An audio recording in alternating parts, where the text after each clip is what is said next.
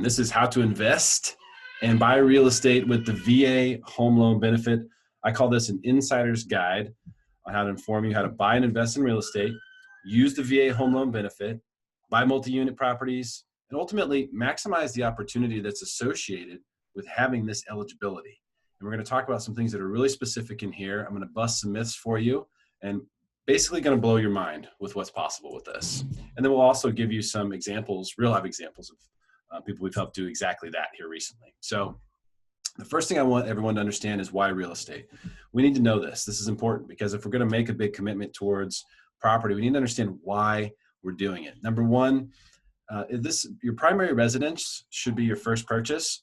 This isn't necessarily a real estate investment. It is technically, but more specifically, it's a hedge. What's a hedge? A hedge is when you fix in your costs. You hear about, Southwest Airlines hedging their oil costs so that they can keep ticket prices 3 months from now down. What they're doing is they're selling oil before they buy it so they can fix in their costs. What we're doing when we buy a primary residence is we're fixing in our monthly budget for housing expenses. The reason we need to do this is because if we don't, look what we are susceptible to.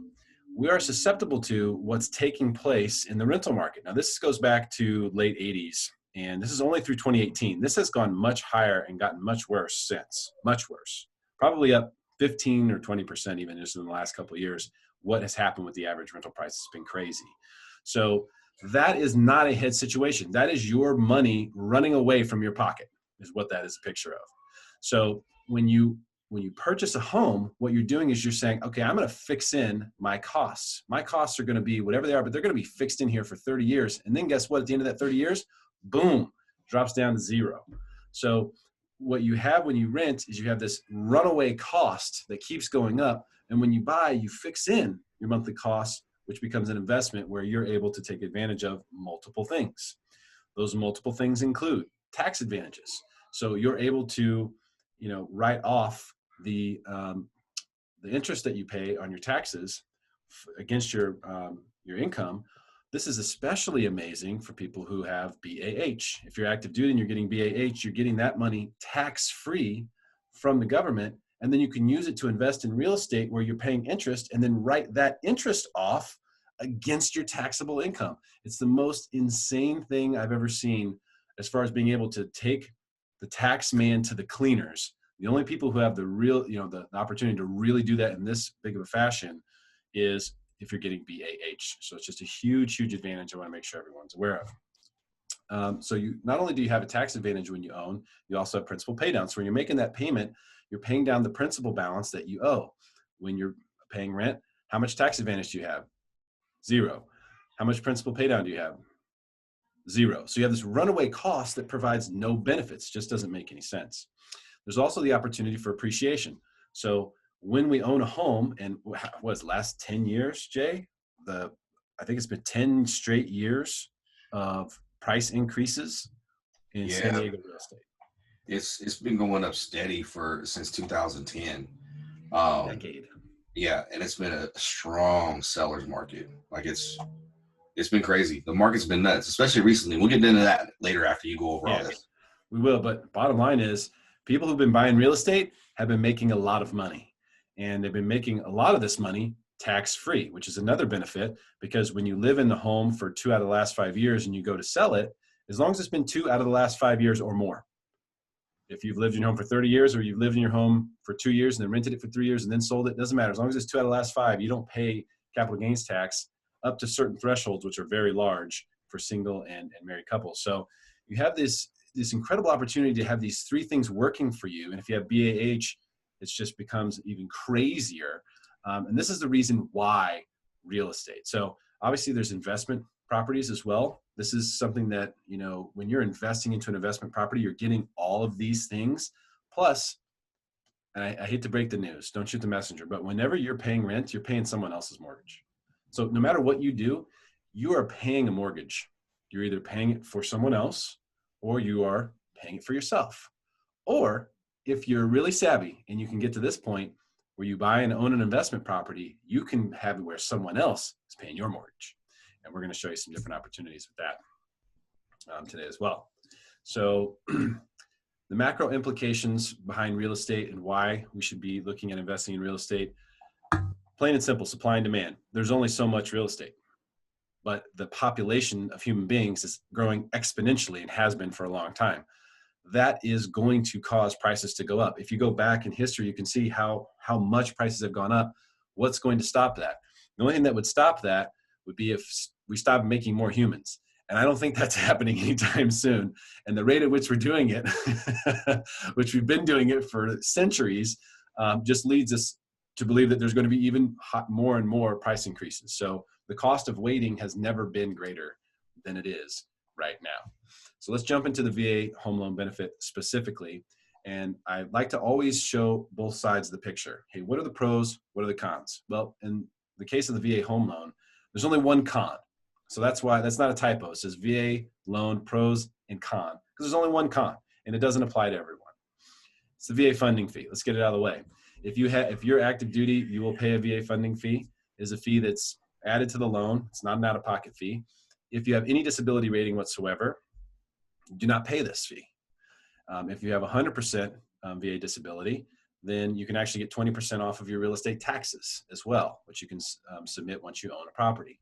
So this is the one thing that we have to factor in as a funding fee, but there are many benefits that you get that you pay for with this funding fee. And if you do have to pay a funding fee, just know you are helping to fund the VA home loan benefit. You are helping your brothers and sisters, other service members have this benefit as well, particularly those who have a disability. So that is a pretty cool thing too. All right, so second thing, 100% loan and lower rates. Crazy, makes no sense, right? You can buy, if you're buying a house for $550,000, you can get a loan for $550,000 plus your VA funding fee, no money out of pocket, which is pretty wild. That product does not exist in any other form of lending, residential or otherwise. So it's an incredible opportunity. Not to mention the rates are lower. How could the rates be lower for the VA funding fee or for the VA home loan benefit when there's 100% loans? Like how does that make sense? Because the VA is guaranteeing 25% of that loan. So the way that it looks on the books, it looks like it's 75% loan. It looks like you're putting 25% down, but you're not. The VA is covering that 25% for you. So what that does is that makes that loan very sexy on the secondary market. Therefore, people will buy those bonds, the prices will go higher, and the rates will therefore go lower. And that's the reason why you see about 0.5% lower on the interest rate for VA loan versus a conventional. Sometimes it's even more than that. There's also no money needed to close. Multiple ways, multiple times. In fact, I just funded a deal today. I just realized I just funded a deal today. Jay, I didn't even tell you this one. So funded a deal today. These borrowers got enough concessions. They really worked over the listing agent, and they were able to get enough money to pay their closing costs, pay their EMD, and they had $7,200 left over, which we can apply towards a debt of theirs. So they actually paid off a credit card and bought a house using the VA home loan benefit. How crazy. That doesn't happen to everyone. That's not a normal situation. But the point is that you don't necessarily need to have a bunch of cash in order to be able to utilize this and buy a home. It's always great if you have reserves. It's always great if you can put some money down, but it's not needed. It's not necessary. It's not required not to even necessarily have money for closing costs.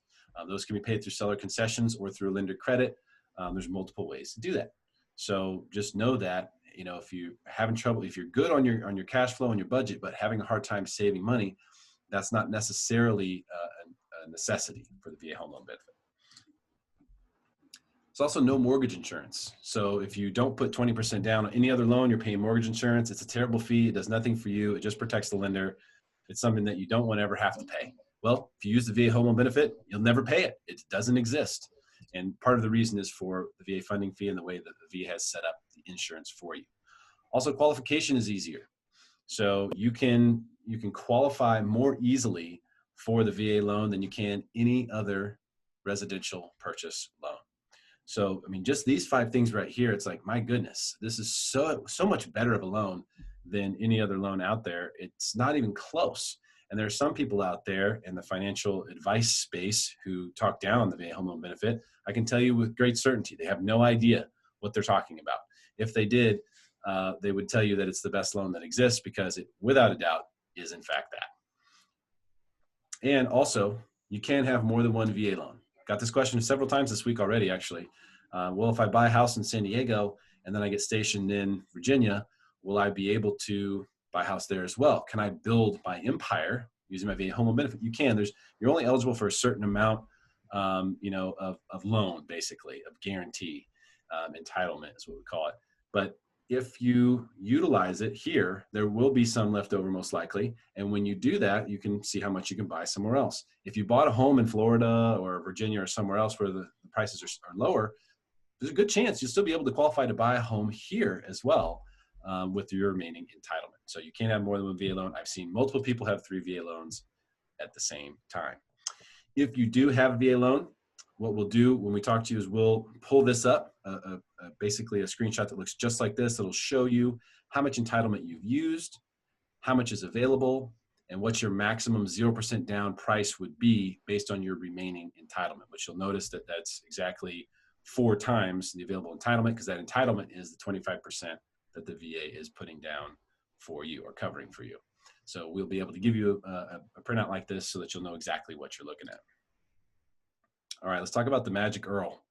This is one of the greatest advantages. I spoke with a gentleman today who is wanting to buy the house that he's currently renting. And he said, well, our lease is through the end of August. And ideally, you would buy right away because rates are really good right now. So I was telling him, best thing you could do is buy right away, because if rates go down, the VA loan has this thing called the IRRRL. And I like to call it Uncle IRRRL. Uncle IRRRL wants to save you money. Uncle IRRRL likes you. And he missed out on giving you Christmas gifts, and now he wants to save you money. So Uncle IRRRL allows you to refinance very easily and save yourself money by getting a lower rate if rates drop. So it makes more sense for that gentleman in that specific example to get the lower rate now. If rates drop later, we'll IRRRL. But if rates go up between now and September, you can't go backwards the other way. So when rates are low, it's always a good time to really take advantage of it. And if they go lower, you can still take advantage of it. So IRRRL means interest rate reduction refinance loan, which is a long way of saying a simple refinance. There's no appraisal needed for this. You have no costs there, no time waiting for that, no income or job required to do it. Doesn't matter. It's not a factor. Occupancy doesn't matter. So if you bought a house in Virginia and rates dropped a bunch and you moved to San Diego, you can still IRRRL that property in Virginia, even if it's an investment property right now. Occupancy doesn't matter. Doesn't hurt the qualification. Credit score is the key for any VA loan, and really all loans now, but credit score is really the key. If you have a good credit score, you're going to get a great rate. And if your credit is lower, average credit's about 680. If you're below that, but you're above 640, you're still in really good shape to get a great rate with the VA loan. Between 600 and 640 is where you see a hit, as we can go all the way down to 600 to do a VA loan. But you do have to wait 210 days to utilize the IRRRL. So if you buy a home or you refinance and then rates drop, you have to make 6 payments basically before you can do it again. All right, let's talk about buying multi-unit. And this is just a humongous opportunity. And we talked to the ADU geeks recently about some really cool stuff. And I hope we're able to put together a deal with them where we'll have something we can show you specifically on how to convert garages or create additional units in your real estate. But one thing that people don't realize about the VA home loan benefit is that you can buy a 1 to 4 unit as long as it's owner occupied. As long as you plan on living there, you can buy a 1 to 4 unit property, and it doesn't change it. There's a few things on the lending side we have to calculate, but as long as you qualify for it, you can buy up to a 4 unit property as long as you're going to live in one of the units, which is crazy. It's such an awesome opportunity. And there aren't a ton of these available, but we recently put an active duty gentleman into a multi-unit. And that was a smoking deal. It was good. Seriously. I mean, he bought it for $800,000. I mean, it's 2 houses that are on one lot. I don't know how it's not worth $1 million, but he's already doing stuff to turn it into 3 units and doing some really cool things with it. So this is totally possible. It's not as difficult as you think. You just need to live there or intend to occupy. People ask me that sometimes. What if I want to buy it, but I don't necessarily want to live there? Well, you need to intend to occupy. That's what the language is going to say. You intend to occupy it as your primary residence. So that's the language that you'll be signing, documents on. So you can use rental income And sometimes that's important to qualify if you have landlord experience and if that income, that rental income is already in place. So that's something that's important. It needs to already be in place. It can't be, well, we could rent it for $1,000 a month. It's got to be a signed lease that's already in existence, and the money has been getting paid. The loan limit, you've heard that there's no loan limit, and there technically isn't, but Capital Markets has it set at $2 million. We actually have one going right now that's a little over $3 million. You just have to get permission. So if it's over $2 million, you can still do it. You just have to go through, it's not cookie cutter. You kind of have to do a little more manually, but you can go over $2 million. Hey, Derrick. Yeah. Real quick, you got a couple people at the waiting room. Oh, do I? You know what? I don't even know where to find the waiting room. I'm such a Zoom noob. How do I get to the waiting room? Participants down at the bottom. Bring your mouse all the way down to the bottom, and a little bar will pop up. So maybe I have to stop sharing my screen. Or let's see here, participants. Okay. Got it. I wonder why it doesn't give me a notification for that. Okay, sorry for everybody who's in the waiting room. My bad. We are recording this, so fear not. But so 2 million is the basic limit, but you can go above that. There is the VA renovation loan, which is currently on pause, started with the Corona thing, but you can do 1 to 2 units. You can buy a property to renovate it. Really also a great opportunity in a market that's a little bit different than this one. Right now we have such low inventory. I don't know that doing a renovation loan is really going to be practical, but it is a product that exists in a normal market where you can buy a house and fix it up a little bit with some VA money, and you don't have to have the money on hand. You can actually use future value to determine that. So these are all things that are possible with the same VA home loan benefit program. Isn't that crazy? And most people just have no idea. So there is a leverage opportunity as well. This is, again, another program that doesn't exist with any other loan, not even close, 100% cash out. So you can, if you buy a property, and it doesn't matter, even if you use a different loan, as long as you have VA eligibility, you can refinance and take 100% of the amount that property is worth out in cash, pay off the existing mortgage, and the rest goes to you. Whether that's to build an ADU or invest in other properties, you can use that money for whatever you want, pay off debts. It's and still no mortgage insurance. All the other things that are a benefit about the VA home loan still apply. So it's just one of those things that's just crazy. So many opportunities to diversify investments, buy more real estate, do so many things with that opportunity, where most programs, if you're going to do a cash out, you're going to go 80% is going to be max, and sometimes it's only 75. So, to be able to go to 100%, it just creates a great opportunity. If you have something that is an opportunity, it gives you the chance to take advantage of that opportunity down the road. Consolidate debt, we mentioned that as well. And again, you can ERL 210 days later. So the rate when you do 100% cash out is a little bit higher than if you were just doing a refinance or purchasing a home. So you can ERL, remember Uncle Earl wants to save you money. You can ERL that 100% cash out back down to a normal rate, just 6 payments in. Pretty freaking amazing. And there's no other programs like this without question. I'm going to give you a few reminders here. And of course, my contact information is all over this stuff. If you have questions, you can text me. I'll see if I can pop into the chat and see if there's anything going on there. If you have questions, you can throw in the chat as well. I want to give you a few reminders. So why real estate? Principal pay down, appreciation opportunity, tax advantages, all things that you have working for you when you own real estate, things that are not working for you at all if you're renting. You're helping someone else have those 3 things. So keep that in mind. There's no better home loan available to buy real estate than the VA home loan benefit is number 1, and there really isn't a close second. So don't listen to anyone who says anything otherwise. I will debate that person on a public forum 7 days a week. Tell me where and when. And always make sure that you have an entry and an exit strategy before you pull the trigger. We need to know, hey, especially if we're active duty, hey, we might get PCS. Okay, what does this place rent for? What's our long-term strategy? Are we trying to own this property forever, or do we want to own it for a shorter period of time? Those are things that we want to strategize, work out, and know ahead of time. Those are things that are all really important when it comes to purchasing real estate. So a couple of quick things about Align Mortgage. First of all, we have extremely low rates. I took a deal from maybe Federal. Oops, did I say that? And another credit union this week. Happens all the time. We have low rates. We have no fees. That's actually 600 minimum FICO. Sorry, I need to change that slide. Not 580 anymore, 600. And we have no lender fees. We don't charge any fees. There's no reason for fees. These fees are BS. Shouldn't have to pay any fees. There's plenty of money in a mortgage. No one needs to be charged fees. They're charging people fees. You're paying $1,500, to get a loan. It's ridiculous. They're making money hand over fist. It's just pointless.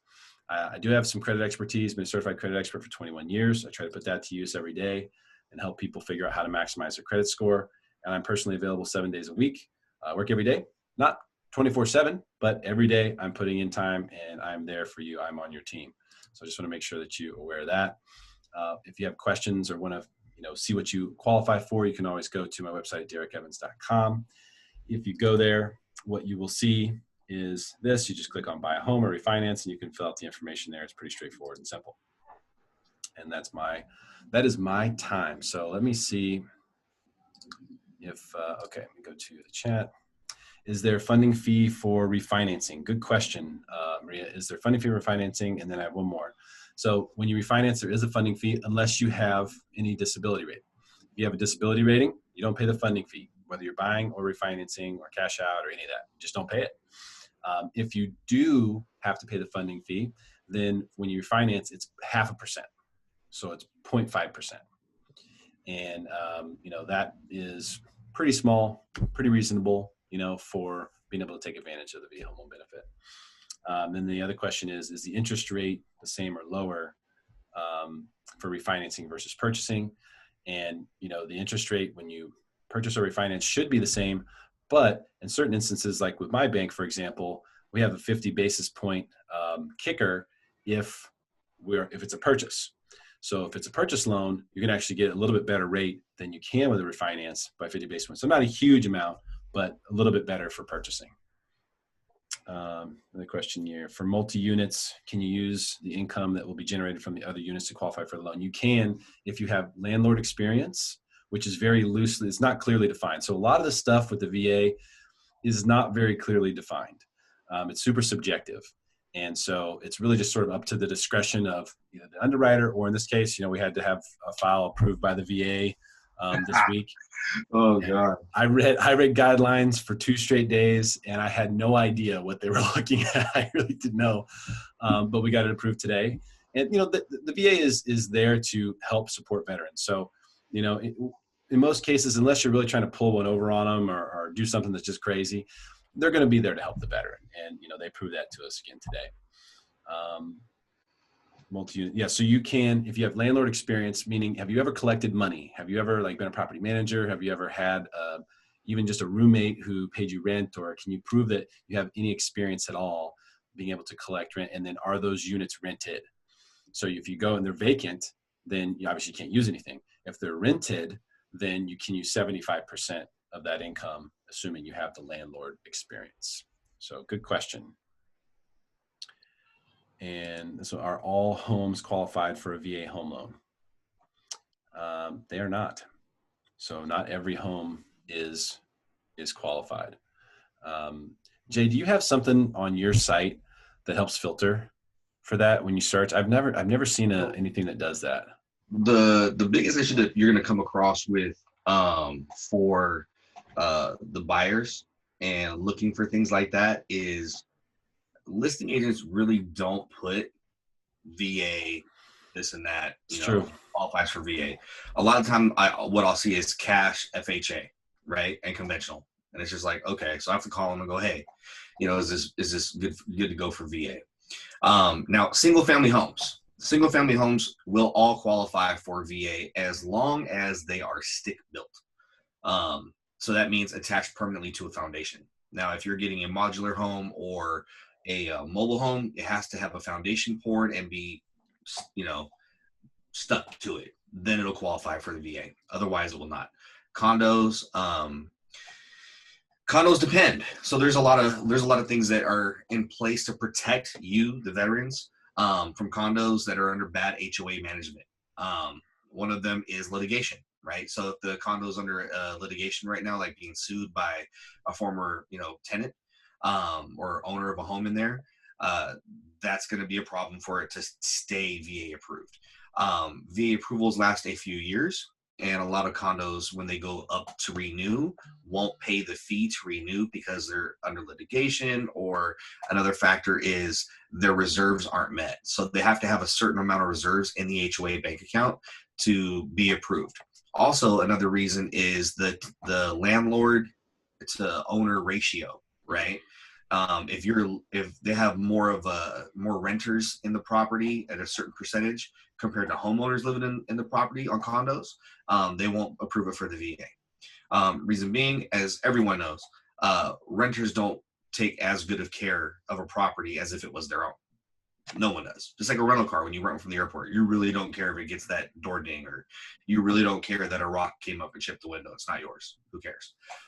So the VA wants the property to go up. They want to protect the veteran and make sure they're getting a good investment. So those are some issues that will prevent that investment from going up in value. So to speak on that, any condo, before we place an offer on it, even if it says VA approved, I go look first. I've been burned by listing agents who, because there's a VA owner at the time, does not mean it's approved now for a VA owner to buy it again, because they do expire. So I hope that answers your question, Monty. Yeah, and we can look this up for you too. Like if you have a property that you're looking at, you want to know, hey, is this VA approved? It's really only if there's a condo, if there's an association, with the property, then we just have to look up the association, make sure it's been approved by the VA.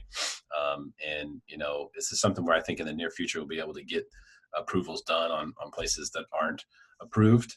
Right now, the market's moving so fast. Listing agent waiting for that. It's what, $1,500 for one unit to get approved, and then it takes like 2 or 3 weeks for the VA to do it, and that was before COVID, right? Yeah. Now it's even longer. Sure. What is the minimum FICO score for the VA loan? So right now it's at 600, Monty, and yes, you can have more than one VA loan. The entitlement is a fixed amount. So if you have not used your full entitlement, you can continue to use the VA loan. Correct. And there's no limit to the number of VA loans you can have, just a limit to the entitlement that you have for the guarantee for the down payment. So that's pretty cool. Yep. All right. Good questions, guys. Awesome room. We're on a roll. And if you want to unmute your mic and you want to talk to us, that's cool too. I don't mind talking to people. We talk to people all day. We love talking to people. And I'm going to turn it over to Jay. So that's my piece. That gives you a breakdown of kind of, how the VA home loan benefit works, all the different intricacies, all the cool things, all the cool aspects of it, how it's so much better than the other loans that are available. And it's a great opportunity to invest in real estate for both primary residence and investment real estate as well. All right. Thanks, Derrick. What's up, folks? So yeah, as you know, I'm Jay. Retired Navy vet, did 20 years, retired here in San Diego. My wife decided that we were not moving. She's a local, so moving out of the area is not an option. So we decided to settle down and stay here. I got into real estate, 10 years ago as an investor and worked at it that way. So what I'm going to talk to you a little bit about is a little bit different than what Derrick went over. Like Derrick went over, how the process works and all that. What I'm going to talk about is kind of like a house hack, right? Teach you to be able to build that generational wealth for you and your family. You could pass it on through generations. That's kind of what I like to go over, because, when you're active duty, they never tell you, hey, do this to make more money, do this to build wealth. They say, hey, network with all the contractors and get a good job. Come back and work for the Navy or the Marine Corps when you're done. Who wants to do that? I didn't, obviously. So it's just, so first things first. Go ahead and type in the chat if you already own a home. Just give like a thumbs up emoji or something. Anyone? No? Okay. Give me a thumbs up if you're renting right now. Or a 1. How about the number 1 in the chat? I can't find the thumbs up. 1. Okay. I own. Okay. Perfect. Renter. Okay. Own. Okay. 2 VA loans. Nice. Very nice. Right on. Okay, cool. All right. So what I'm going to go over, and this will apply to everyone here. I just wanted to ask those questions because that way I can kind of gauge how deep I can go on certain things. For everyone that's already owning, great. You've taken the first step. Now the second step is to start acquiring more properties. What I recommend all my people do, if they're active duty or retired or separated, is everywhere you move to, buy a new home. It doesn't matter, just do it, right? Reason being is by the time you look 10, 15 years down the line, you're going to have 3, 4, 5 properties getting you rental income. For the renters in the house, I don't know what's holding you back. Maybe it was just, lack of information. And that's one of the things I find a lot of is lack of education on the subject. There's a lot of bad buzz out there about the VA loan. And trust me, it's not bad. I've used it 4 times and I'm doing it again right now with Derrick. He's refinancing the house I'm sitting in right now. And I'm pulling the money out. And what I'm doing is I'm going and buying investment properties with that money and creating, residual income. So that's one of the things we're going to go over today. Oh, Jacqueline, I understand. Trust me. I do. But not all the houses are super expensive. I have 2 clients right now looking in the low 300s. So, I mean, you're not going to get a 3,000 square foot house with a big yard, but you could get a condo or a small home. Those are out there and you can find them. The key is just to get something, because as you sit there throwing that money away every month, that rent money, you never get that back. You don't get it back in tax incentives. You don't get anything. You don't gain interest on it. Nothing. It's gone. So once you have multiple properties, you're going to buy the first one. So let me see if I can do this. If I screw it up, I'm sorry. I apologize. You gonna draw it up for us? Yup. So I'll read Jacqueline's question while you got it. Yeah, all I saw was from hers was being single and ST with home prices being so high and intimidating.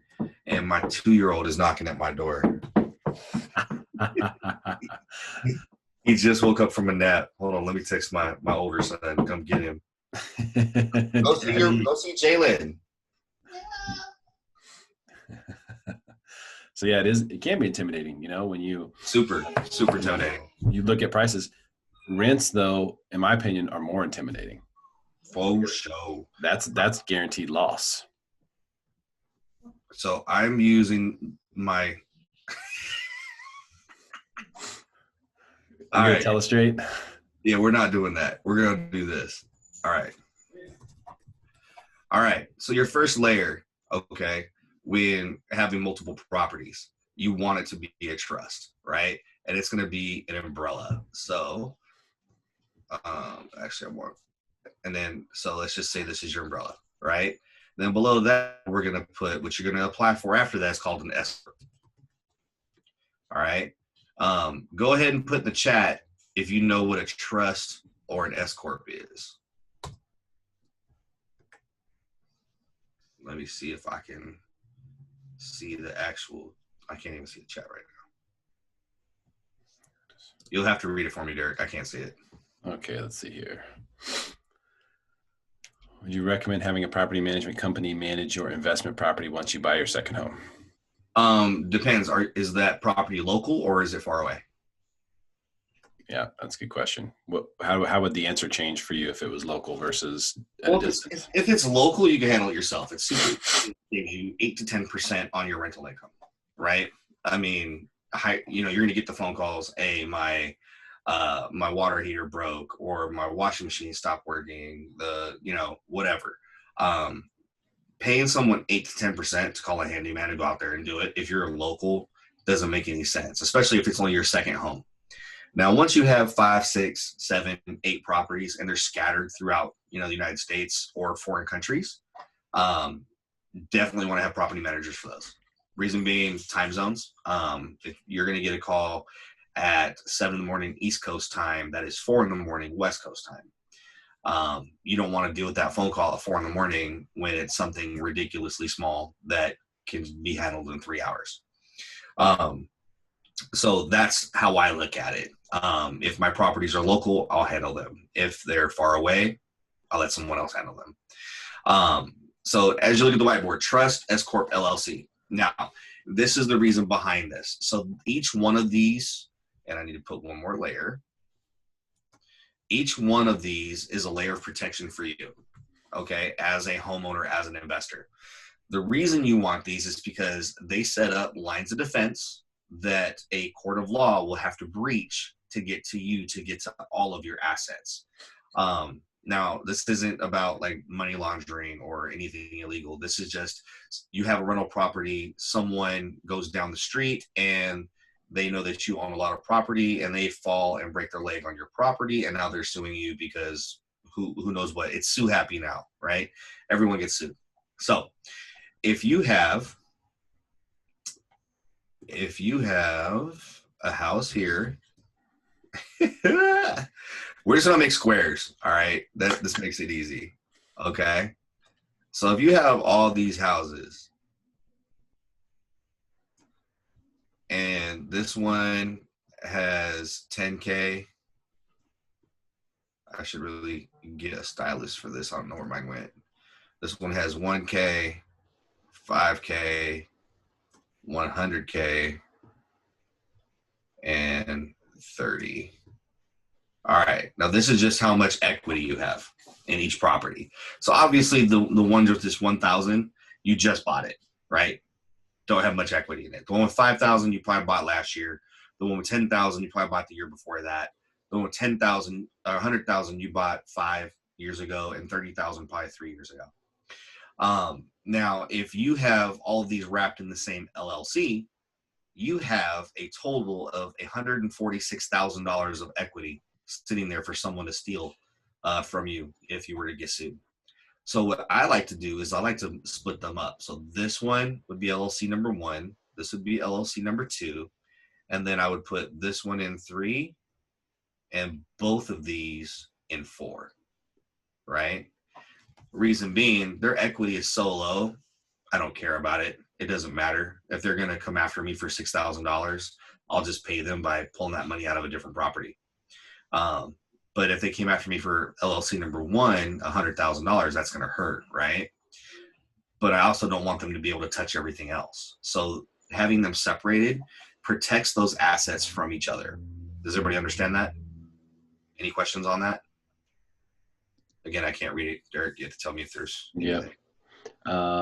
Question from Maria. She says, I just bought a house in SD for $650. Okay. Will I be able to buy more properties? We have a very good credit score. Yeah, totally. There's nothing to keep you from being able to buy properties. It's just a matter of, if it makes sense, if you qualify, income qualify, having good credit, super helpful. That's kind of what Jay's talking about here is, when you get to the next level of, hey, you bought your primary, cool, we're there, we're good. Now putting together a plan for accumulating additional properties for that generational wealth. So you absolutely can, and it's something we can look at more carefully for you as well. Also, how much does it cost to create an LLC or S Corp? It is very cheap. You'd be surprised. I have an entity lawyer that does them for just about $500. Now, each time you create an LLC, just so you know, EDD, which is the unemployment stuff, they're going to bill you for it. So don't go around just creating businesses for no reason. LLCs are free for Texas for vets. Nice. That's good. That's good to know. Yeah, that's good to know. But if you're doing business in California, you still have to have one in California. That's true. So it doesn't matter. There used to be loopholes to where people would get their S Corps and LLCs in Vegas because Nevada doesn't have any, it's like a tax shelter.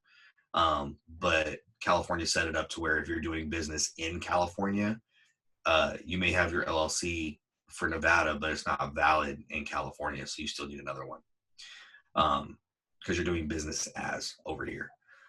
So just, food for thought. But anyway, this is layers of protection, right? So here's the cool thing about the S Corp. All right, S Corps, love them. They are flow through just like an LLC. They're basically an LLC with a different name. The difference is an LLC is I can just be an LLC, but an S Corp has shareholders. Now, because I'm the only shareholder in my S corp, I am the only owner. Therefore, I don't know if I can. Yeah, I'll just do it here. Therefore, if I have a property, and let's just say I'm making $100,000 a year on real estate investments. Boom. Y'all see that right there?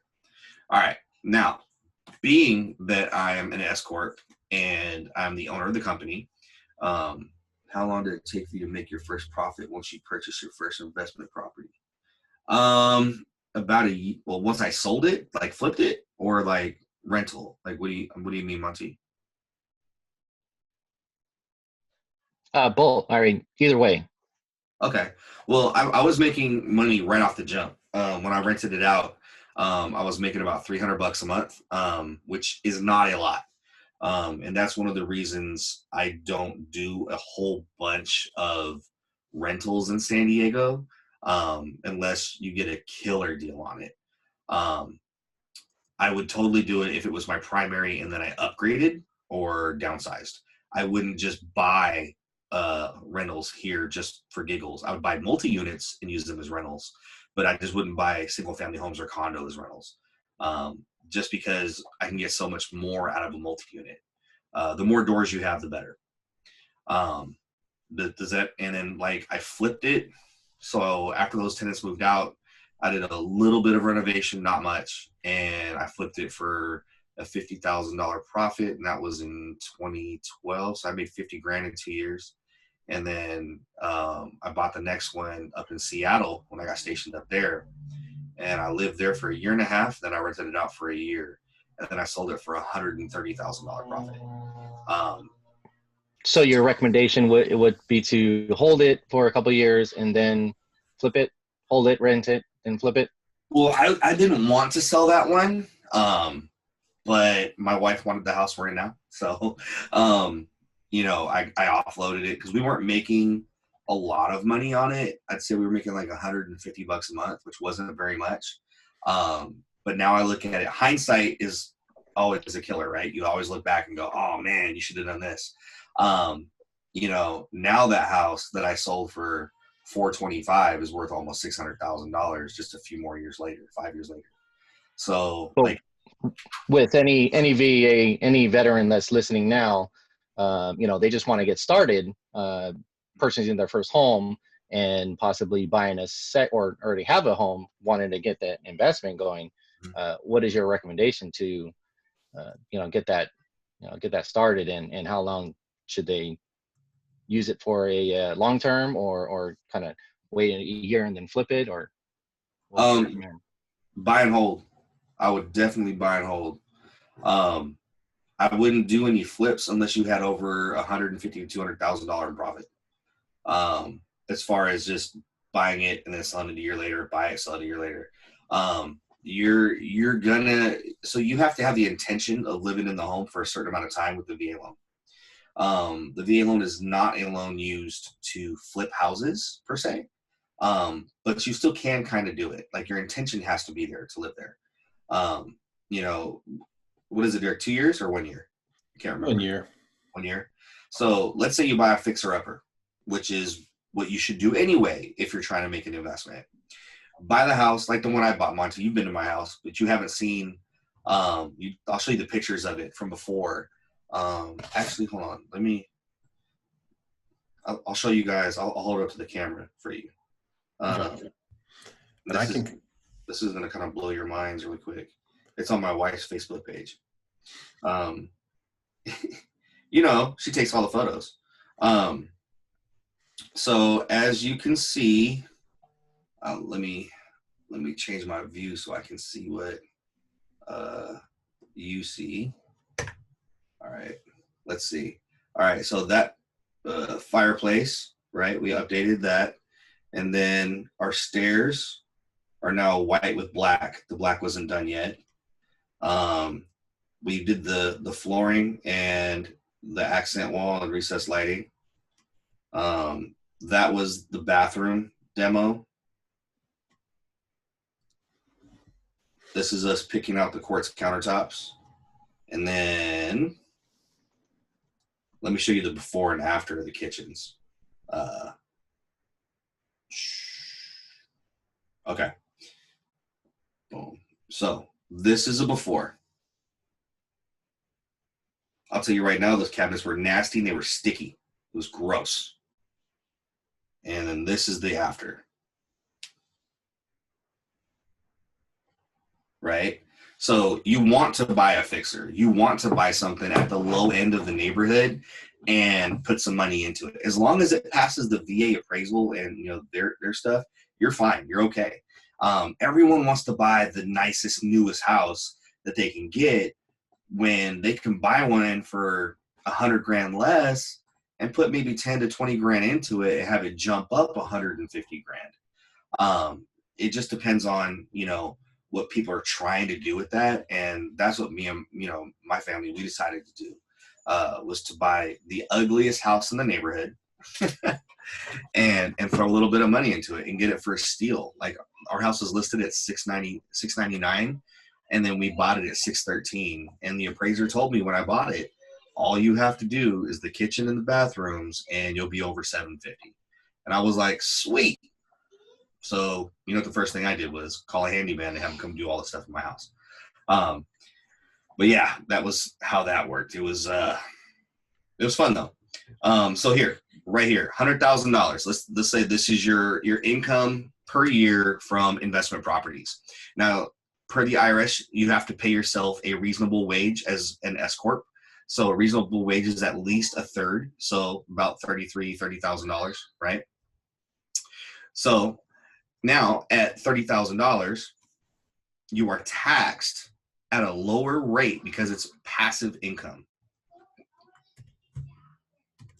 That is 15.3%. Can you guys see it as I type it or only after it comes up? I can't hear you, Derrick. You're muted. As you're typing it, we can see it. Okay, cool. All right, so 15.3%. Now, that is, math is hard, 49.50, I think. Oh, 45.90, right? So, out of 30,000, right? 30,000 subtract 45.90 is 25,410.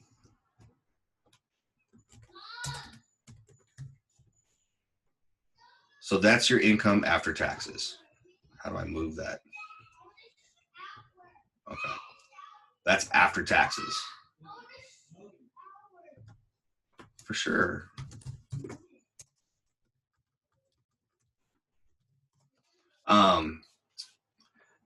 That's after taxes. So you made $100,000 and you were taxed less than $5 grand, and you got paid $25,441. So here's the big thing.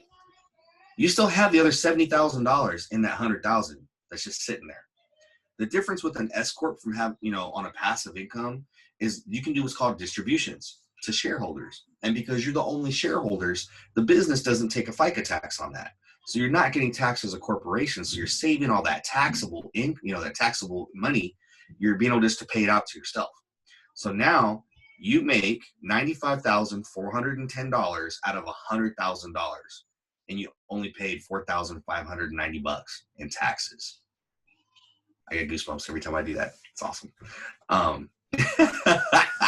So, I mean, if you don't know if you're not doing this and you own multiple homes, you need to set it up. And I can help you do that. I can point you in the right direction. I can get you a guy. If you're already set up, great. Keep doing what you're doing. But the first step is always buying your first home. Now, for anyone that's renting there and the prices are, intimidating, I get it. Trust me, when I bought my first home and it was $300,000, I could not believe it because I was like, man, my mom bought her house for $79,000. It's now worth $600,000. $600,000 compared to $79. That's a huge profit. She still won't sell it. So yeah, I mean, this is just some of the possibilities of what you can do. And if you know the BRRRR method, which is, buy, renovate, refi, repeat, and just keep on going. You can take money out of your property that you have now. If you already own a home, and you can buy investment properties in other locations around the country for around $100,000 or less. So that means you need 20 grand to buy a house. Your mortgage payment is what? $398, $450, something like that. Very small houses. Yeah. And they rent for $1,200 a month. It's stupid, you know, and people aren't doing it. Well, some people are, but a lot of the population aren't doing it because they just don't know how. And I've kind of made it my mission to teach y'all how to do this. Another cool thing about, we talked about disability saving 20% on your taxes. So I got that. Also, another thing, if you're 100% disabled, you can get disabled veterans license plates where you do not have to pay any registration fees on your vehicle, which is a huge saver because, you know, registration is a couple $100, you know, every year just to drive a car. There's so much out there. There's aid and attendance. There's SSDI. There's ISSH. You know, all these different payable programs for people that have, you know, separated from the military and have a disability or anything like that. You can use that to increase your monthly income. And it really helps because if you're making a salary right now of $5,000 a month, if you had, you know, a disability income of a couple $1,000s, I mean, that completely changes your lifestyle, right? It opens up so many more doors. And there's so many people out there that aren't using all of their benefits, not just the VA benefit, but all of their VA benefits. That's one of my Rottweilers barking. Sorry. So we got a question here. Okay. From Denise. She says, please explain the PMI and how it works with a VA loan. So great news, Denise. No PMI. Never, ever. Not even the 100% cash out loan. No PMI ever on the VA home loan benefit. Never has been, and there never will be. And I did want to give Monty an idea too on the question he asked earlier about your first investment property. I always never forget the first one, right? And everybody, and I'm sure Jay will tell you the same thing, every real estate investor who bought their first investment property wishes they still owned it to this day. But at some point they had to sell it. And the reason they had to sell is because they wanted to leverage that one property and to make it into 2 or 3, you know, and mine's the same situation. So the metrics that I use for that, Monty, are the 5-year rule. So we know how the tax works for capital gains, right? If I live in the house for 2 out of the last 5 years, then I can avoid capital gains tax up to a certain very big number. So if I buy a property and I can live in it for 2 years, then I can rent it for 3 years, and then I can make my decision. And I can look at it, I can say, you know what, gosh, we're up so big on this one. Let's take those chips off the table and let's spread them out into a couple other properties. Or you could say, you know what, things are going so well. It's cash flowing great. It's in a great spot. I think we're going to keep that one long term, but you give yourself time to make the decision whether you want to keep it long term or take the short term tax-free gain. So I like the 5-year rule, live in it for 2, the first 2, and then, you know, have 3 years to rent it out and get a feel for, you know, how much can you really get in rent? How much of a pain is this property? You know, is there something you don't know about the neighborhood? It gives you time to really figure it out.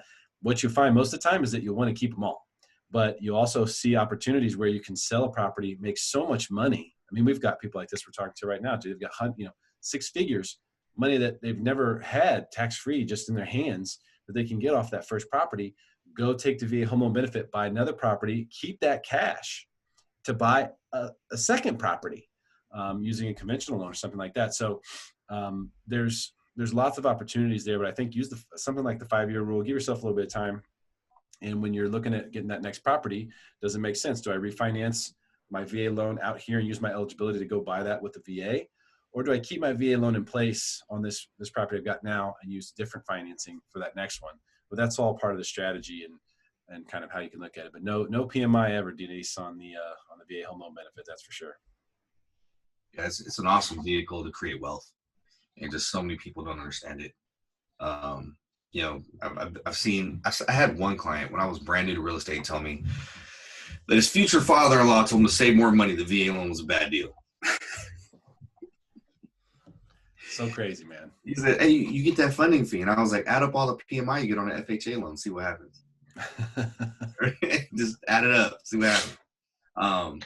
You know, what other questions do y'all have as far as using the VA loan, you know, to purchase a home, investments, rental income, you know, disability income, whatever, you name it, let me know what you want to know. ADUs, man, that's something that's come up. While you guys are typing your question, we'll tell you a little bit about what we learned here recently with our buddy Kalani, who is a 12-year Marine Corps veteran, and he's the ADU geek. And this guy knows everything about ADUs. Talking about being able to take a garage in a property, convert it into a unit that makes you money. You know, to be able to get prefab construction stuff that's right up here in Orange County, to put together ADUs in a backyard for not that crazy amount of money. This is, in my opinion, Jay, this is the biggest opportunity, you know, in real estate right now, because you already have the ground, and that's the expensive part. Yep. You know? So if you have the ground, you can get a property that has the ground. You can make a plan. I mean, think about this: a house. You could go buy a house and you could live in it, but you could have a game plan to convert the garage to a unit, to convert the backyard to another unit. So this house that you have, which you're just living in, just fine living in it. Maybe you're renting out a room or two to offset payment or whatever it may be. But all of a sudden you could turn that into 3 units in the city, and everybody's okay with this. And the permits and everything has been streamlined. I mean, that's a crazy opportunity. So, and then when you refinance it, remember, you can go up to 4 units with the VA and you live in one of them. So remember, you could do all that. You can get cash out too. So all that stuff applies. And that's something that we're going to really dive into and probably do at least, you know, a couple of events around those kinds of strategies as well. Yeah, man. The not just the income, but the value of the property skyrockets so much once it becomes 2 units. Right? Once you have a second unit, your value skyrockets. So when you're talking about if we use the VA loan for a primary, how can we convert it into a rental property? So as long as you've lived in the home for at least a year, you can buy another home and rent the other one out. You can convert the VA by doing a refi to conventional, because you're always going to have equity, right? So you're not going to have to come in with a down payment. So you release your VA eligibility off of that by refinancing into a conventional loan on the rental property, and then use the VA to purchase your next one, and just keep rolling that VA over. You can do it over and over and over and over, and there's no limit on it. You know, as long as you're actually, you know, intending to live in the property, they'll hem you up as if you're buying a property like every 6 months, every year, and they're all 2-bedroom condos. They're going to know, right? You haven't upgraded, you haven't downsized, you haven't moved locations. I had one guy I knew that bought 7 condos in Cincinnati or Cleveland, Ohio, somewhere out there. And, you know, the VA told me, yeah, no more. Like, you're done. They probably said it really nicely, though. You know, it's like they are looking out for the veteran. Yeah. And so I think I know where you're going with this, Maria. It's like, well, hey, if I bought it as a primary, am I doing something wrong by converting it into a rental property? Absolutely not. It's totally okay. It's perfectly legal to do. In fact, you can do it immediately if your circumstances change. If you get PCS right after you buy a property or something like that, absolutely, you convert it right to a rental property. And, you know, what we're talking about a year is we're saying that you're going to sign paperwork that says, I intend to live in this property as my private residence for at least 1 year. You intend to. Life can change. Things can change. No one can hold that against you. But once that year is done, technically, even you've fulfilled that obligations, you can do whatever you want with it. It's just like holding title. Like, you can hold title however you want. Once you own the property, you can title it to someone else. You can bring other people on the title. I mean, you can do whatever you want. So Monty says, should buyers wait until after COVID-19 to buy to see if home prices decrease? So stay tuned for Friday. Friday, 3:00. We're going to be doing a video going over the market, and I'm going to break down, just like I did last month, the absorption rate, listings to property sold and pending. We're going to dive deep into the details of it. And honestly, I will tell you right now, I do not see a decrease in prices happening anytime soon, because homes are flying off the market faster now during COVID-19 than they were beforehand. It is crazy. And there's less listings on the market. So, you know, I did a showing the other day, and there was 30 people outside lined up to go see this guy's house. It wasn't even an open house. Were they 6 feet apart, Jay? Ish. Was anyone out there with a measuring tape? Nah, they didn't have the tape on the ground with the X's or nothing, but they just, you know, there was a line of 20 people out there. Yeah. And I was like, are you kidding me? And, we're getting, like, I just put a listing on the market today. Today, a listing just went live. This thing has already gotten 8 calls, right? And my phone's still going off. That's why you see me keep looking down, because people are still bugging me about it already. And it's just like, calm down. Like, you can see it, but I'm on a Zoom call. I'll get back to you. The market is insane right now. But you have to remember, housing prices, they don't change because of our environment. They don't change because of outside circumstances. The only thing that affects housing prices is supply and demand, right? The crash in 2008, what was that, right? Why did that happen? Because an extreme amount of supply hit the market because so many people over leveraged themselves and couldn't make their payments. So the houses got foreclosed, a ton of houses hit the market. What happens then? All the house prices drop. There's laws in place now that will not allow a crash like that to happen again. And from what I'm seeing, the next crash you're going to see is student loans. It's not going to be housing. Student loans is a huge bubble in student loans. If we use the VA loan forever, okay. Oh, and how can I increase my leverage for buying power? Leverage as far as like your leverage in your current house or with it. I mean, if you just want to, you can unmute yourself. That's fine. I think maybe what she means is, how do I get more from what I have? And so for buying power, credit score helps you get rate, which does help you leverage it. But really, it's about minimizing your debts. Like the worst thing that can happen is you have, credit cards that are maxed out and things like that. That really affects your buying power.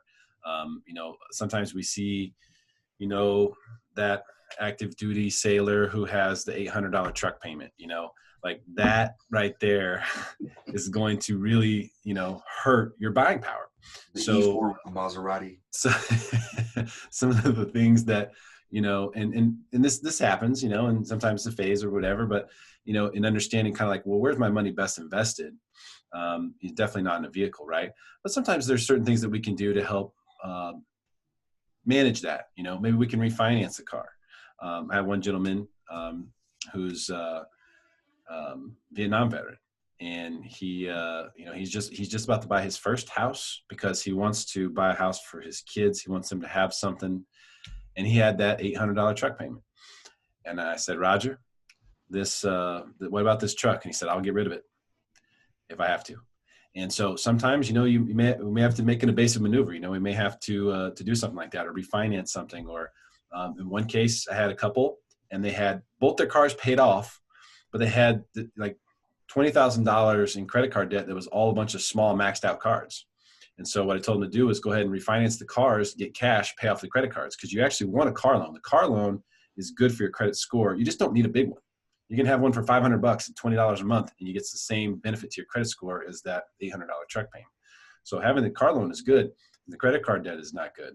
So, we exchanged those debts. We just did a sideways move. They did get better terms on the car loan, so it saved them money for sure, but it increased buying power. So increased leverage for the buying power. And of course, the greatest piece of leverage is the VA home loan benefit. So if you really want to increase your leverage, you look at ways of, increasing or getting your entitlement back, freeing some of that up. There's different opportunities to do that with potentially refinancing, or if you've got a big win on a property. And for people who have bought in the last 10 years, you've got a big win. It's just a matter of how much. Are you up 50K, 100, 150, 200? How long have you had it? You could be up a lot of cash. And what's great is you bought the home with no money down. Now you have the opportunity to grab all this cash, and you don't have to give it back when you go buy again. You can go use the 100% loan again and keep the cash. They don't even make you put it back in. So that's just, that whole situation right there is really crazy. So looking at how you can leverage all those different elements between credit, debts, and then of course the VA home loan benefit, we can help you maximize that opportunity. It's a great question on how to ultimately leverage this. What's up, Denise? She says she knows Kaylani. He did found Cami Canines. Yeah, he's a cool dude. Yeah, he's a good guy. Good guy. Good man. If you look for us on YouTube, is it on YouTube yet, Derrick? Yeah. Okay. Yeah, check us out on YouTube on Smarter San Diego. You'll see us interviewing him on there. A lot of great info. He's a great guy. Yeah, he dropped some great information about ADUs. Guy knows everything about ADUs. And he's a consultant now for people who want to put ADUs in their properties. Really cool free consultation offer and stuff like that. So if you own a home, it's something to really think about. It really is. It's something where you can increase the value of your home so much that it's guaranteed. I mean, whatever your house is, look how much you pay per square foot. Just know you can build more house for $250 a foot. If you pay $400 or $500 a square foot, or some places more than that, you can build square footage for $250. It's a sure thing. So I think that is definitely, I think we need to do an event, and we probably will, with Kehlani, or we'll at least bring him into the mix at some point where we can drive through that. And we want to build something that's sort of formulaic about how to, do certain things with ADUs so that people can have a game plan going into their home shopping experience too. Full name for the guy on ADUs, his name is really hard. It's Kehlani Kreutzig or something like that. So just look up adugeeks.com. That's his website. So I'm going to type that in there. I got it. Here's his name. It's a tough one. Kreutzberg, something like that. Kreutzberg. Boom. There it is. Kreutzberg. Yeah, I would have got there eventually. Any other questions, guys? Thanks everybody for joining us tonight. It's great to have you. Sure. And if you guys, I know sometimes it's difficult to, ask specific questions that are in your, we answered it. We missed a question. Any first-time home buyer tips, information for someone who's just about to start going through the process? Jacqueline, the best thing that we can do for you is sit down with you one-on-one, and that's just keeping it real. We sit down, do a buyer consultation. At that buyer consultation, I'll go over what you need and what you want, and we'll make a priority list from there, and then we'll figure out, what areas you're looking at, what's important to you about the area, all that good stuff, especially if you're active duty and you want to be close to the base or not too far from base, or if traveling is not an issue for you, because you can get a heck of a deal the further east you go or the further north you go. So it just depends on what you're looking for, and we can dive into that. What I'll do here is I'll message you my phone number. Text me. Yes, Letia, I will send that to you. I have to dig it up through my contact list. His name is Michael Shan. And he's a lawyer here in San Diego. He works from his home. He's the same lawyer that the government uses, the state of California government uses when they want to pierce a corporate veil. They call him in to find out where someone did something wrong, and then they can pierce it and go after the person. So that's why I use him, because he's the one that knows what he looks for to make sure that I'm protected. The great thing is this: if you have an S corp, you have to do minutes every year, right? You have to do minutes from your shareholder meetings, because you're the only shareholder and you're the CEO. You get to dictate where those are. So you can be like, hey, you know what? I'm going to do mine in Tahiti this year. And you and your family travel to Tahiti, and you can write that entire trip off because it was a business trip to have your meeting with your corporation. So I can get you that if you want to. Let me just shoot me a text, and I will forward you his contact information. It's just the easiest way. I can send you his email, his phone number, everything, and it'll work. All right. Let's see. Anyone else? I'm going to throw in something for Jacqueline too, on tips or information for just getting started with the process. What you kind of have to know about the market right now as a buyer is that it is competitive. And, when you see a good house that you love, there's going to be other people who love it too. And so turn those competitive juices up. Go back to 8th grade soccer or whatever, when you were just dying to, whenever you were at the height of your competitiveness in your life. Think about that. Be ready to be in that mode. when it comes to getting a home in this market, because, when it comes down to it, a lot of people have to lose one before they realize, like, okay, I get it now. We got to really go for it. One cool thing about Jay and myself, Jay is terrific with just having conversations and building a relationship with the listing agents. Terrific at that. He's able to get people in contract very, very quickly and effectively. I try to do the same thing, and I know a lot of listing agents, which is very helpful for me as well and my clients. So, we'll do everything we can, as long as you're, in that mindset that, like, watch some of the market, watch how quickly these things go. I have people who send me properties because I do payment calculations all day, trying to help people figure, okay, how much is this one going to cost you? How much is this one going to cost you? And they'll send me them. And between the time they send it and the time I get to it, minutes, it's pending. And like that happens, at least once a day right now. So things move quick. Just mentally prepare yourself. It doesn't mean that you have to run out and buy a house today, but once you have your game plan in place, once you've had the consultation, you're like, okay, we have our game plan in place. We're going to enter the marketplace. Just know that, you want to have that sort of competitive spirit in there that, hey, if I find something I like, I'm going to win this thing. And that'll really help you win in this market. Yeah, I had some clients that, so Derrick, exactly the ones actually pre-approval today. We made an offer 2 weeks ago on a property. They loved the house, and the guy put up a range. So we gave him in that range. He was like, hey, looks like a good offer. We could probably get something done. Just give me 1 day to think about it. In that time, he got another higher offer, and he accepted it, and didn't even give us a chance to counter. Like, didn't even give us a chance to come up higher, and we would have to get this home. So we've been looking at homes every few days to try to find them a home, and nothing is as good as that one. Well, it came back on the market today. So I shot the guy a text, hey, we're submitting an offer. And he was like, okay. And he's just like real nonchalant about it. But I mean, he's getting more offers guaranteed today, right? Because the house is super nice. It's a great price. There's no Melrose, no HOA, I don't think, or there's a very low HOA. No, that one had the high HOA. It did have a high HOA, but it had a low Melrose. Gorgeous home. So if you see something that you want, don't wait.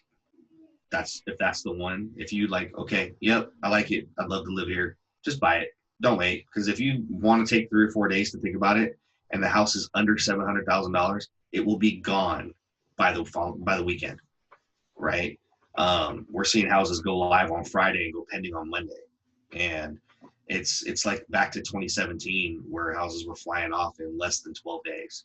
Right now, it's so crazy that the houses are flying off the market even faster. So everything under 700,000 goes really quickly, especially in the $400,000 to $500,000 range.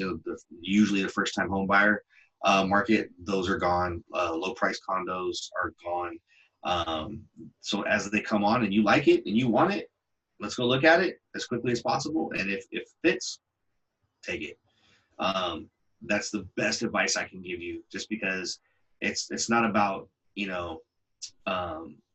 trying to, make them sweat like they're not going to sell the house. They will sell it without you. It doesn't matter. I have 5 listings in the market this week, and it's already bananas. So and that's not me trying to tell you guys go out and buy the first house you see. It's if that's the house you want, make a move on it. Don't wait. Agreed. Any other questions? Thank you, Magdalena. I appreciate that. Yes, thank you very much. Anybody? No? Maybe? Yes? No? All right. Cool. Hey, thank y'all so much. We'll follow up with an email to see if there's any questions you guys have individually. And I'm sorry we didn't get to do this in person, because our in-person events are way cooler. We have a great venue down in Chula Vista that we do them at, and I actually get a real whiteboard instead of trying to draw on my mouse pad with my finger. So my drawing's better in person, but I'm definitely not. Free food too. We can't give you that in this case. So yeah. I'm gonna make you send me some Chick-fil-A, bro. I'll Uber Eats it to you right now. All right, y'all. Thank y'all so much. Thanks, I appreciate you. Let us know if you need anything. Y'all have a good one. Appreciate you. See ya.